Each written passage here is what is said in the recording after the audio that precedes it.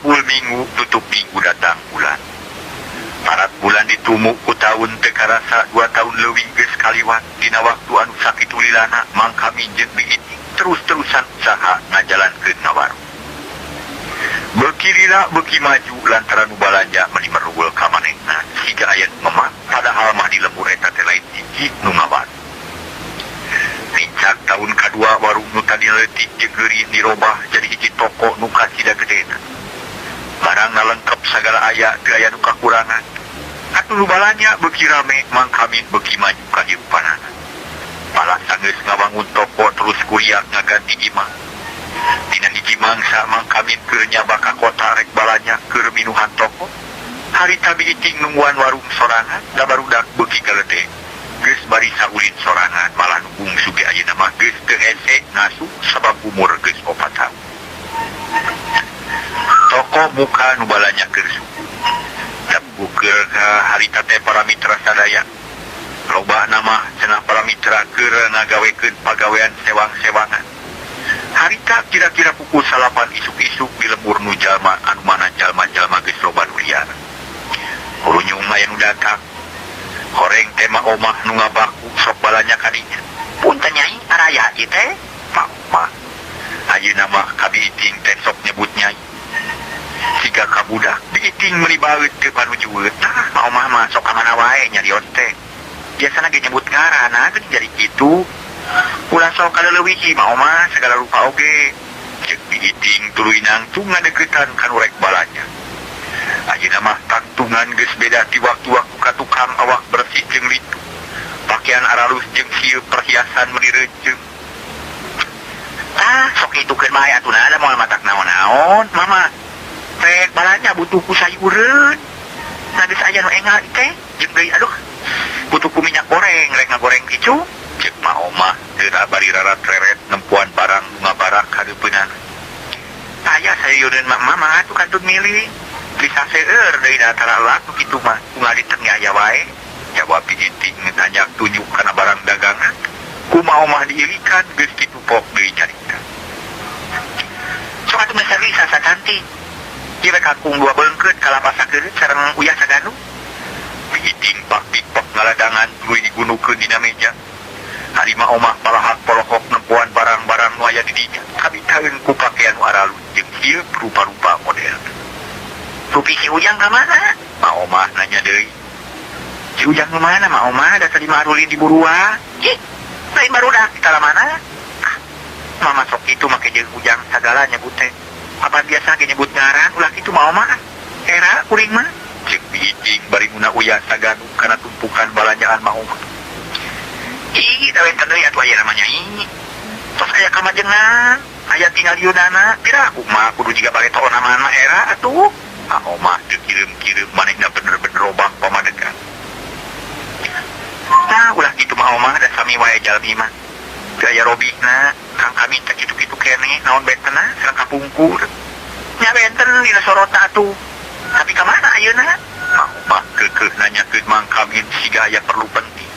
Atawa hayang nyaho harita teh para mitra. Keur balanya ka kota sabab hayang namahan eueuh geus si toko. Da eta sok sieun nu naroskeun barang kolontong nu mawi ayeuna mah rek dilengkepan we Ma omah. Tah kitu na bade naroskeun naon kitu ka Kang Kaming teh?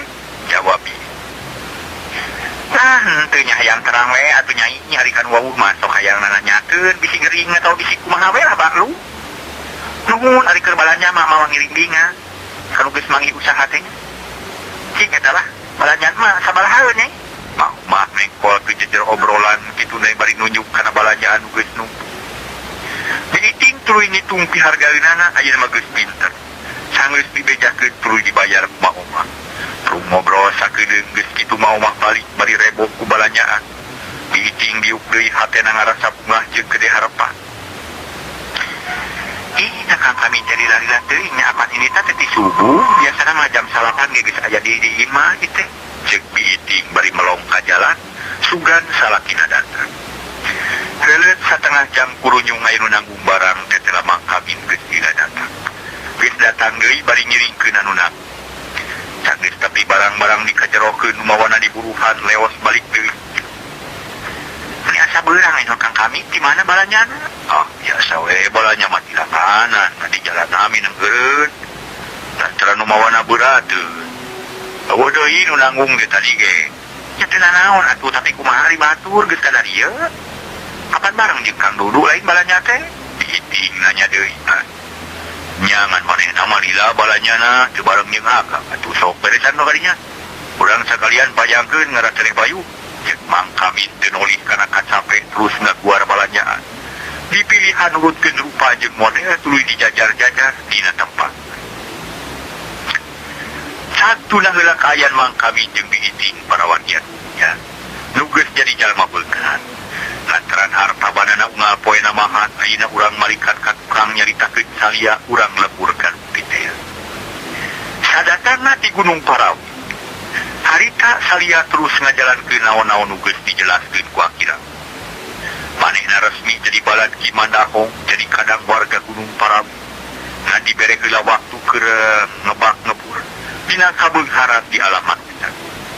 Harita sabada ngalakonan hirup 2 tahun leuwih salia geus hasil ngawangun rumah tangga. Sarta geus boga anak hiji lalaki pamajikanana lain nu baheula diheroan. Sabab maksudna dihayang mapanas kabebene nu geus nyahina jeung nyacapat. Atuh saja batik kitu salia geus hasil dari jalma beunghar. Imahna gedong sawahna ledok pamajikan montok barang-barang sagala aya. Bro di juru bro dipantok ngalayak di tengah imah loba duit ucir leuy. Senangah-nangah ning teu susah ku hartaban. Dina hiji mangsa kabeneran paso sore malah budakna geus sare. Salia jeung pamajikanana nu ngaran Imarti dariuk di tepasar. Bari ngobrol sagala dicaritakeun ti mimiti lalakon ieu lalakon rumah tangga jeung sajabana. Salia pokok yen manehna boga janji ka siluman monyet kudu mayar caos ka dieu. Arti akang teh inget ieu boga sobat nu ngaran Mang Kami. Samuran mah di Cikarang geus 2 tahun leuwih coba tepungir meni geus asa sono ya akang teh. Akang teh asa hutangan budi lantaran pangna bisa kieu teh apaan? Ditulungan ku manehna. Cik maha pamadegan Marti lamun kitu. Cek salia bari ngeuteup ka pamajikanana. Leungeun kenca numpang dina tangan-tangan kursi. Sedengkeun ukat gunya ka rokok tina daun kawu. Nyatang tuh kudu nganuhunkeun kudu mulang tarima kanu gede jasa. Sabab jelema mah kudu nyaho kana rasa jeung rumasa. Kumaha karasana mun hirup sangsara, kumaha karasana mun geus aya nu nulungan. Lamun geus kitu kudu boga rasa rumasa. Kudu kumaha ngarumasakeunana. Imarti ngajawab dariana keur sabab kitu manehna mah sifat. Nya syukur mun kitu mah Kang teh pada gini. Kebetulan pagawean kersa, malah matak rugi, nyoceng matak rugi, nyoceng sepoe mah. Ngadwayana Marti kudu nguruskeun imah, bisi loba sema nu rek maruli anak lau. Dadangan we, sak mah biasana ada bereungit apa. Nya mangga tantu kukuring dijalankeun tapi rek mau naon ka dituna era atuh ilengoh mah. Situ kabak imahna keun bae heula ieu mah. Ulah waka babawaan dan ge ngadua kalian perlu jangjang jinggi. Da kitu we ayeuna mah. Sabab akang tanya hoi mana ongko bising jaga panggil jawab salia tegas nyaritana si januknya padahal mah koret nages katepuk meditna lain dikieuna para mitra cap jahe mereka ya jawab butut kandirat aduh ya wabala wargi sana kita medit butut kandirat mana tuh kuring dijalankan tapi rek mawaannya non teh kajian aing itu mah kuring moal ribut teuing meureun aing teu barang bawa mah. Kaayaan beuki peuting di luar meuli poek mata keuk. Harita teh langit oge ngadadak angkeup mega hideung mending ngadingding miningan bentang biasana sok barang. Harita teh para mitra sadaya baranang nyaangan buana jangkrik reang di sarada pate malanjeung baturna di tema musaragaan. Keurejong jon harita teh sautung umum aya sora anjing nu babau. Kadegi matak lewang jeung hariwang mimitina mah lalaunan sigan jam. Tapi lila-lila asana deukeutan jeung patemalan jeung baturna. Puguh Nyi Marti jeung salia tareja greuwas. Lantaran teu puguh di imah jadi keung jeung geuman pangaruh tina sora anjing babau kacida gede. Sabab bulu punuk harita teh muriding pating kuringka. Aya naon Kang salia meuni keung kieu? Teuing akang teh nyaho ide na aya naonnya salia reuwas banget napias ras inget kana lalampahan Bareto basangan juga Parawi. Sarta ini kategal monyet leng sirah salia kara salieur ketemuan ranyai kara roneng yuk asa teu napa. Teuing kumaha mimitina para wargi salia bet ujug-ujug aya di tengah perjalanan we. Keca jeung katuhun aya jalma duaan. Sarini jeung gagah sirah na make makuta pok saurang nanya ka salia. Jaya mane keur naon jiga nu bedah sajijing di dunia. Nanti ingat dengan janji jeung kewajiban kitu po. Asa ni derek naon mah kalori ka dieu? Ceuk salia milik nanya lantaran dengarti kana maksud eta nu nanya. Ngami urusan di ulung banamit. Naik nyobot nyaos nulisan akeun gunyani. Tapi nahan di imah teu aya naon-naon. Lagi sayang balik sia kadang-kadang kami ada mah kumaha? Jawab si utusan bari murelep. Atuh meninggal ke salia lantaran manehna kakara itu. Yen can kungsi caos kasiluman anu aya di Gunung Parawi. Beungeut salia pias cacantung ratung katet deg-degan. Bisi manehna dipapagkeun dibawa ka nagara siluman. Mangkani keur meujeuhna betah di alam. Ampun utusan kuring mah betah keneh di alam manusia teh. Sabab hirup teh kagak rasa kedeung. Kuring mah minta tepo erek neangan heula caosna. Cek salia bari ngadeg-deg leuwas jeung dieu. Leuwihnya nu ayeuna siapa mah yang geus nepi nganya maksudna. Namun maneh betah keneh jeung di dunia, banyak maneh rek dibawa ku kami. Anda mah pamajikan maneh rek dibawa ku kami. Cek eta utusan tegas lantaran diutus ku rajana. Yen kudu meunang caos ayeuna. Ampun utusan ulah kitu atuh ka kuring teh minta heula tempo we. Sajumah deui mah kuring rek neangan heula. Sawari anak jeung pamajikan mah ulah kuring teh gaya batur hiru. Payahna we utusan kula minta tempo. Cek salia meuli lagi hayang dibere waktu heula keur neangan caos. Utusan anu dua silih leret sika nu bingung ku pijawabeun. Tapi ajirna mah pok deui nu diit nun tadi nanya teh ngomong. Panon melong ka salia. Ngami di meneh dembo sajumah deui. Kami lamun engge nyambumi ngamaksa maneh di andawa anak maneh di nyongot ku kami. Mah kitu we kuring satuju aya mah kuring balikeun. Namun maneh mula moal nurut di mama. Leng sirah salia kara salieur beungeut pias tiga mah. Tuluy jajantung ratu siga nu tutunggulan hate lelenyapan tapi lila-lila mah karasa jag-jag deui. Tuluy leumpang mapai jalan satapak. Pocapkeun Nyi Marti kalina basa salia ngara salieur sarta terus kapaehan. Nyi Marti ngajerit bakat kuleuwas terus nubruk ka salakina mulapes kana tangan-tangan kor. Sakujur awakna leuleus jeung pasir ku kesangti. Kang Salia, kunaon eta Kang? Kunaon? Aduh, aya wae pikiran teh atunya. Kunaon Kang Salia? Nyi Marti ngagulung salakina nu ngahep-hep teu daek nyarita. Jantungna karasa keneh keketegan tapi teu beunang ditanya. Nyi Marti guguk terus keluar ti imah maksudna rek minta tulung ka bapana. Nu imahna kahalangan balok. Tapi barang geus tepi kaburuan kaayan ngadak-ngadak mata ketir jeung mata keung. Angin ngaguru handaruan anjing babau pating cungungung sarta loba dedenge anu teu. Aya naon atuh ieu teh nya? Naon sababna kaayaan ieu jadi pikasieun? Aduh. Awang siang aya jurit ieu teh. Cek Ginarti bari unur-unuran rek asup deui ka imah. Niat rek ka bapana jadi teu tulus sabab teu wani leumpang sorangan dina kaayaan jaba ninggalkeun anak. Imarti ka imah deui nyampeurkeun ka salia masih keneh diuk dina kursi ngalehlet tiga geus teu nyawaan.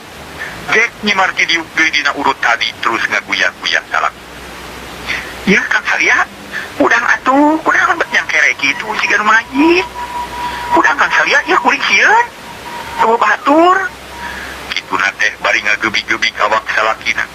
Lila-lila berai salia beuta tuluy cengkat talaunan siga nu ngarasa heran pok nyarita.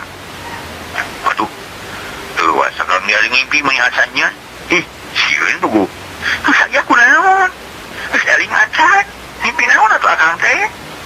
Nyi Marti nanya bari nyekelan leungeunna panon melong kana beungeut salia nu pias tiga mayit awakna tari. Eling akang mah eling.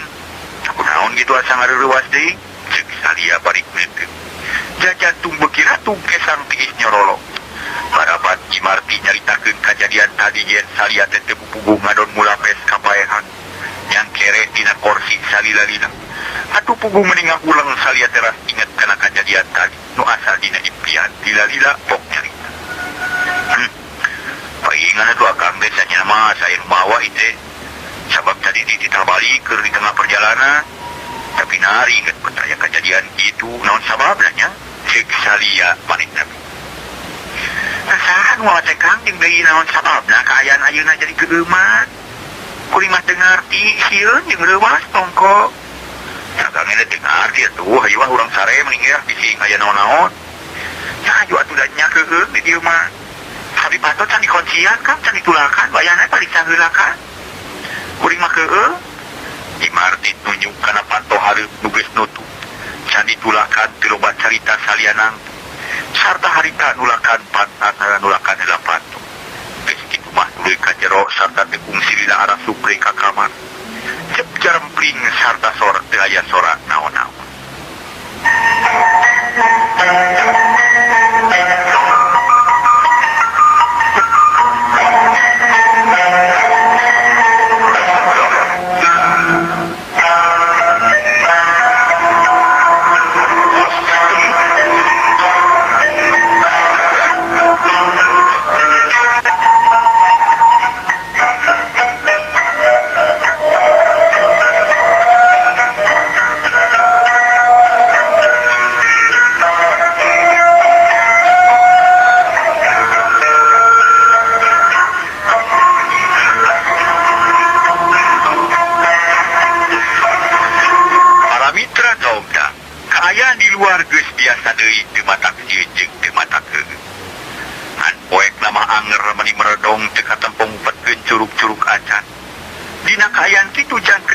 Sarada para wargi siga nu jeung ceurikan panjangna beuti eta kabeh kadenge ku salia nu aya di kamarna sabab manehna mah disadugna sare teu bisa tibra dak bupi pikiran keur mejeuna kabeur ari rasku kajadian tadi sajeroning ngagoler teh pikiranna mah malayang ka mana-mana.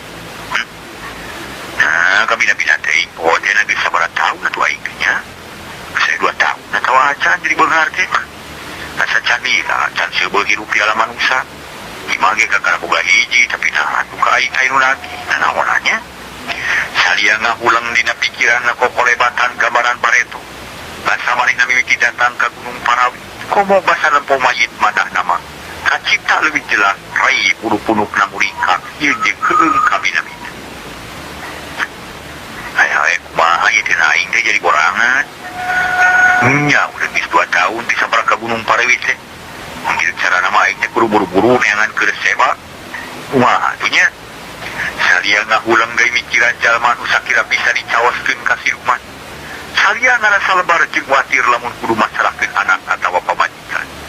Tapi barang keur bingung kitu ras inget ka Mang Kami. Nu bade teu babarengan ka Gunung Parawi sarta teu tulus munjungna. Atuh meuni asa ngemplong hatena sabab aya pijalan nu kade. Nah, make kudu bingung matak naon mun Mang Kami sebakeun siapa siluman. Sabab manehna wacan puguh hasil munjungna can tuh ayeuna teu keur sangsara. Bae inget ditepungan di olo sangka daek narima duit ti aing. Pinang ka Banyumangna keun saya didatangan isukan. Kitu cek pamikir salia manehna aya niat nyebakeun Mang Kami. Atuh geus boga pikiran kitu mah teu karasa reup sare tibra.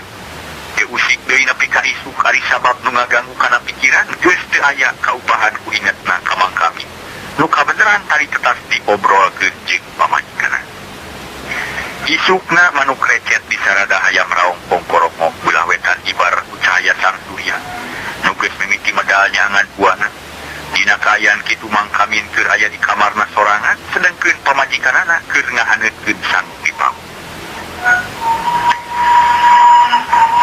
Ayeuna aing kudu inget ka lah. Pokona mah kudu inget je. Lamun teu bakal cilaka, saujung arep teh sadia keur seba. Aing kudu mau duitnya cukup keur ngolo-ngolo Mang Kami, tah segini cukup lah. Cek hate salia bari bungkus duit ku kertas. Terus dituna heula dina meja geus kitu kop kana baju kameja nu panganyarna rapi pagi. Tapi kakara diasupkeun dua leungeun kana keur ngancingkeun pok air na harewos. Nya lia. wani make maju alus. Nusaha jani. Kitu cek nu ngaharemos atuh mending ngarenya Salia terus ngalaan baju nu alus. Di depan sarta dia subkeun kana lomari kop kana calana weuteut. Nu disaprak meuli can fungsi dipake ayeuna dipake ku Salia. Sabab boga rasa yen maneh narek nyaba jauh kudu gini tapi basa nu dipake. Tapi basa dipake kadenge nu ngaharewos di jireunana. Wani make calana alus. Nusaha jani. Salia ngaleketai hate narek baha teuban. Kapaksa eta calana dilaan deui tuluy dituna dina lomari. Salia ngahulang maneh ngarasa bingung tungtung ngaret deui kana baju kampret hideung geus kucel. Kok dicopot tuluy dipake bari ngageretes dina hatena. Teuh, ieu meureun bucut ibu Kesa. Si mereka nyerek moal. Tetela teh nu ngaharewos terus Salia kaluar di kamar bari nyakuan duit nu tadi geus disayang. Salia geus tuang atuh. Tuh sayaki, cek Marti bari nunjuk ka dapur. Dirinya geus sayaki sangu jeung deungeuna meuni sagala aya, malah aya daging ayam sagala rupa. Gagatuh da nya lapar ye. Cek heula lamun teu mah bisi salatri di jalan kaning jauh ka Cikarang teh. Salia tuluy ka dapur ge diuk dina kursi nya hareupan meja makan. Kaduk niuk sangu sajil. Kop kana daging ayam ping-pingna barang rek dijegel pok deui nu ngaharewon. Sakali mah jika nu amek kadengin asa ditompokeun kana ceuri. Jalia mawani nahangeuna siang saha jadi. Tuna deui sia maneh mah jeung cengeng ku wajah dong ya. Sedang para mitra tiga nu ngahalangan kana kalimatan Salia. Lang Salia ngakuleng. Manehna para wargi sadaya rada ngahnegeul ari kitu-kitu teh. Tapi rek baha teu wani sabab ngarasa yakin yen ngaharewos teh siluman di Gunung Parabi. Nu aya di imahna.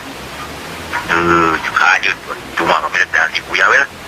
Cek Salia beri celemak dahar guapna gede cerap-cerapnya gede cengek bulu cungan. Samui lok dikeureuy kitu jeung kitu nepi ka beak sapiri. Samu beak gede ngadeungeuna beuteuk bae.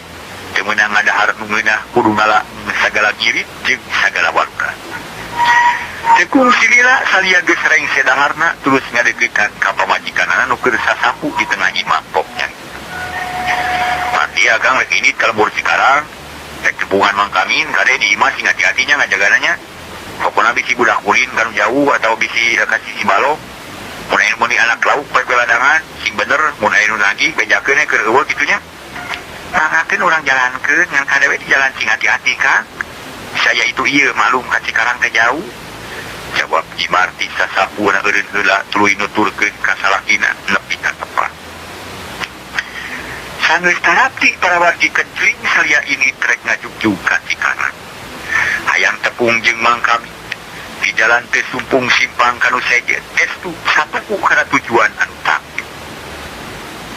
Jongjon lempang para mitra nuju ka lembur Cikarang. Nasoheun.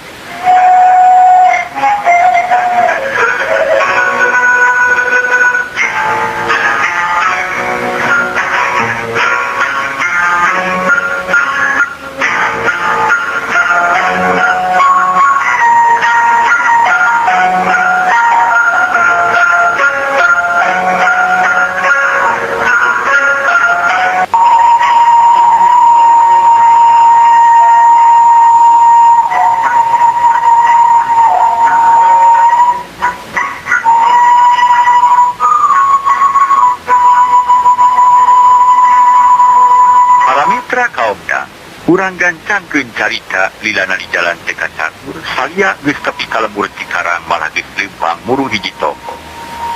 Da meunang pituduh di hiji budak basa di jalannya di mana mangkami nu aya tokoan. Salia rada heran dina hatena sabab nu rek pidatangan teh geus beunghar boga toko jeung di mana gede pihagrek. Pokoknya lahan ieu derentes hate Salia bari tuluy nyampeurkeun ka hiji awewe nu aya di eta toko nu tayalian iwa-tiwi itu. Punten bu bade tumaros, Salia hormat nak keur ngomongna. Oh mana ujang bade ka saha? Bijiting melong bari nanya. Abdi teh pun Salia di Gulampi teh maksudna bade napangan mang kami. Nah bali mana bu mina teh laras kitu ieu? Jang Salia, oh ieu teh jang Salia. Nu kun atuh ujang. Malah kalebat sakantenan kalarusan mangna nuju aya. Sok kalebat. Bijiting someah nak keur lantaran manehna geus dibejaan ngeunaan Salia. Pugu salia bungangeun lantaran pribumi akuan pisan. Bos mangga ibu hatur nuhun ari leres mana pangkeun atuh. Meme kajero teh salia munjungan heula kami iting menireng. Gap kubi iting di tampanan bari nitah kajero. Malah dibarengan ku manehna salia para mitra. Diuk dina kursi di tepas ari bijiting ka tukang semurusuh ngabejaan ka mangkam nu keur ngomean kadang hayang. Sajeroning kitu salia teu boleh ngarasa heran sabab jauh dina sangkaan. Mangkan ditaksir ku manehna masih keneh miskin tapi buktina meninggal lebihan manehna. Salia jadi bingung sabab tubuh alasan keur mere duit ka mangkam di daerah ari anu beunghar mah. Nah, kira kumaha teh nu sanyana hayang cara kebukti. Hanya mangkam teh gore itu babarengan di Tegal Monyet ya. Cek salia bari rarat reret di tenan kaya di jero imah. Nu praktek loba parabot matak betah. Begitu burutak mangkam datang dituturkeun ku pamajikanana kubu we meuni bunga. Jauh kene geus nyarita. Waduh bage ajak salia aku mah damang. Kuni lawan tilawat cepat-cepat. Tadi nama mang dereka ditu. Yalah. Seledeung ngadeuketan memek diuk ke sasalaman heula jeung salia nu nyarengeh mah. Jadi bagi mang bisa tepung deui mah ieu naon bala mang. Aya barokah. Susah-susah deui ngeun ujang lah. Udah di ujang manfaat ayeuna geus karasa hasilna. Hello ujang. Maka nyarita kitu pikeun nutupan bohong nu baret. Nu kungsi nyaritakeun kami iti dahari tayat dinya ngilu ngariuk pok. Mun ujang harita teh mangna nyarioskeun nya dipaparin pimodaleun ku ujang. Margi mangna nuju kasusahan, tak ayeuna aya berkah. Terus dina sangsara ayeuna mah kieu geuning tiasa menyata meusan. Ieu sadayana manfaat dina kaburahan mana ujang. Hatur nuhun ku bibi katampi. Sanyurung ngaringeun teu ngartieun lantaran manehna mah teu rumasa mere duit ka mangkam. Da harita mangkam jeung manehna sarua teu boga duit. Sarua sangsara balangsak kapika susah hidup teh teu lila. Manehna kabulu sadar yen jeung inget kana omongan ditujukeun ku Nyimar yen kungsi dibere modal ku mangkamin keur alasan. Ya, nuhun atuh bagya upami kitu mamang abdi bisi abdi ge lah ngiring binga we da kitu pisan nu dihareupeun ku abdi oge. Urang sadayana sing aya dina kamajengan, boh tanina, boh dagangna. Ringkos katingali mamang mah tiasa nopo segerupi. Cek salia ngareret kaluar nempoto. Di ujang jalanan teh date matak nganuhunkeun pisan mang teh aya suguhan atuh cek mah ting moalnya ujug-ujug diskuan ngobrol naman mah sing kadi atuh aya naon we sugana ai semuhun ke ujangnya urang ieu ngabantu cai-cai teh nya diting ngojengkang ka pawon rek copot cai teh jeung lalabuna dina kasempatan kitu mang kami buru-buru ngaharep urang kaget mang teh ngabohong ka dina ngabejakeun yen tas kituan kade sing bisa tanalapan urang kuat jeung urang ngabejakeun lalakon ibu parawitnya hehe kata soal moal teh nama aku mani ngaguar lalakon lah eta kitu ka pamajikan mah teh beja terus terang tapi abdi kaget je tadi mana hasilna kan saliana teu seukeut hayang yakin kana kaayaan mangkam anu asa leuwih beunghar batan maneh fulus karbun teh mang mah jadi beri modal ari jak ayeuna hasil jadi beunghar berkah mah kuring hasil ayeuna teh geus boga anak hiji geus boga usaha tetep ari tu mah tepo abdi oh syukur we lah syukur pisan aya geus kitu mah mang teh bunga nu ngobrol ka sapih ku datang na bijiting nu mawa susuguh keur salia sanggeus nunaan susuguh harita teh bijiting nawaran ka semahna sarta sasadu yen moal bisa nyang hareupan lila-lila sabab toko teh anu nubuat atuh nuhun bilah ka bibi sing lawas ros di toko lah jadi salia lewas bijiting mah ka toko deui demi ngobrol jeung semah atuh mang kami teh meuli bungakeun lantaran lamun kitu mah rusiah moal bocor sabab ngobrol jeung bijiting teu pati laluasa moal sagala dicaritakeun harita kene mang kami jeung salia uplek ngobrol meuni sagala dicaritakeun lolobana mah ngaguar lalakon masing-masing salila neangan tareka hayang beunghar salia jeung mang kami sarusiah ngan dina hate leutikna masing-masing aya niat anu kurang hade sabab salia geus yakin rek niat goreng ka mang kami rek nyebakeun ka Silman Monyet mang kami jadi na hate leutikna mah sarua aya niat kitu ngarah anakna teu jadi korban ngan moal ka ayeuna dan can tepi kana mangsan Sanggeus ngobrol kali itu kadieu salia diajak dahar mang kami di suguhan sak maha biasana. Salia ngarasa heran para wargi sadaya. Sabab mang kami barang daharna bebas dengan sanggup ngareuna pakaian mang kami mah pamajikan ge gini awak ngalitu hari dahar teh bari dahar ngupatin hatena. Nah, ya sabida jeung aing ketepona teh mang kami mah bener-bener senang. Awak kali itu jeung bersih pakaian lagi di dahar seubeung jeung meuna. Cari aing bedah naonnya. Kitu anu kapikir ku salia. Tapi dekat terusan lantaran inget deui ka niatan utama. Na kumaha carana meunangkeun mang kami. Sangkan bisa disebakeun ka si rumah. Salia can manggi akal datang tu mang kami. Moal daekeun lam dibere duit mah. Salia salilana dah. Atuh salilana dah. Atuh sewaktu dahar teh pikiran nama muter. Neangan akal sangkan niat talaksana. Daharna teu mirasa sabab batin makna. Batina teu ngancik kalaka ngider kumalayang sama namati mikiran kumaha carana hayang nyebakeun makam. So heula para mitra.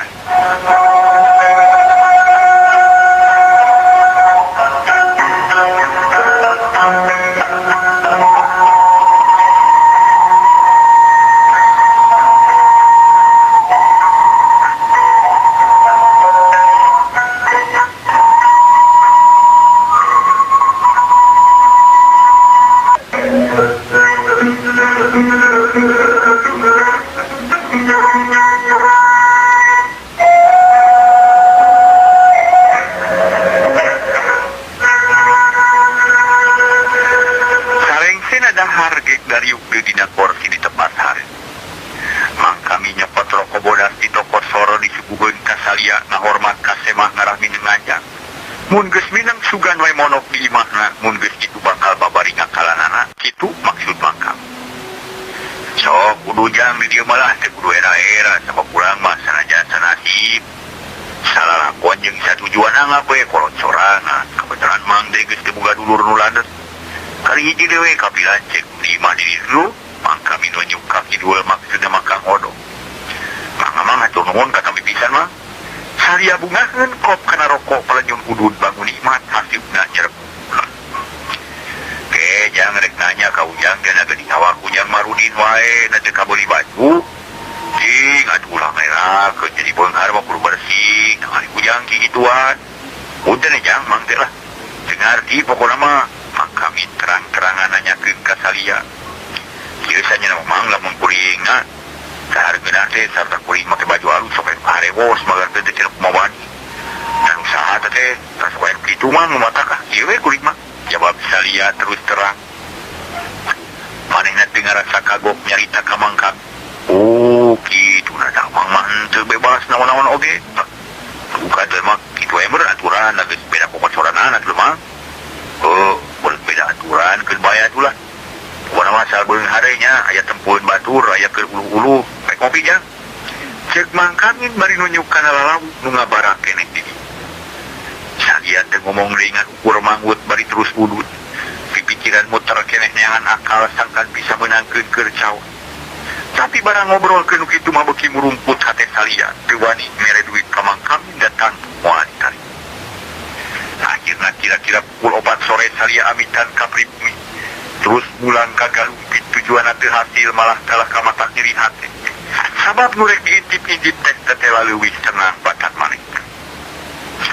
Atuh bari lempang teh gawena kulutus bae amek ka pagumi jeung pi.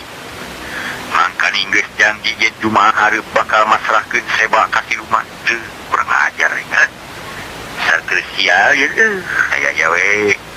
Nah tuh beterek mang kami maju di tanah teh nya. Sila kamu terhasil neangan piwadaleun teh. Aing bakal rugi sabab anak jeung pamajikan bakal diancam pati. Kudu kumaha geus ieu naon kudu dilapakeun ku aing. Kitu cek Salia bari tetep lempang. Harita teh geus ninggalkeun lemur Cikarang mapai jalan desa nu kenca jeung katugueun pasawahan. Sorat cai ti balungan cipater kadenge keneh seah ngaguru. Bareng jeung guruhna jajantung Salia nu keur bingung jeung loba kaharima. Panon poe geus beuki deukeut kana mun-munan gunung. Hawa karasana seger dihijidan ku angin leutik nu ngahiliwir matak seger. Dina kaya Yan gitu Salia terus mikir neangan akal sangkan bisa menang ke jalmahi nuker cawas raja siluman anu aya di Gunung Parawi tina wahi ku anteng-anteng na mikir akhir nama aya akal nyi Salia seri sorangan terus nepak tarak bari ngomong hah? Aing teh berat-berat teuing naon salah namun ieu duit dipikeun di jalan aya nu nyokot urang Cikarang kanyawan Rusiana tentu bakal uding ka mangkam geus yakin munyungna ke jalan baik ngerti akalan kira aku teu hasil kitu cek Salia bari ngabijilkeun duit dina sakban rek leumpangna eureun tuluy rarat heula bisa aya jalma liar nu nempokeun tapi kulantaran geus burik jalma teh jemplik dan manehna ulah anu ngulampreng di jalan eta Salia beneran ya alah di dieu mah nunana ya tantung ge bakal aya nu ngulung ya ya sawi teh lain duit saeutik kita cek Salia bari tulus nuna duit lamaran sagepok ngahaja sina ngagoler sangeunahna ngarahdi sangka urat kudu makna Gusti Ratu nulingi di puncak Gunung Parawit kuring amit nepikeun geus sate ye duit ku kuring rek aja diguna pikeun hiji pituduh ka utusan Gusti Ratu sing saru nyokot jeung ngagunakeun ieu duit mangacana kamu caos di kuring cek Salia marancahan eta duit tuluy nenjerak bumi 3 kali leos ini teh duit mah teu direret-reret acan bakaran geus dilapurkeun angin leutik ngahiliwir nepikeun harewo Salia ka Gunung Parawi tapi karatu siluman nu ngageugeur di dinya gerentes hate Salia kadenge ku ceuli batin Ki Mandako raja monyet nu aya di Tegal sedengkeun para mitra sadaya Salia mah geus ngarasa teger hatena terus lempang ngajujug ka lemurna teu sieun ku poek peuting sabab hayang buru-buru tepi kagal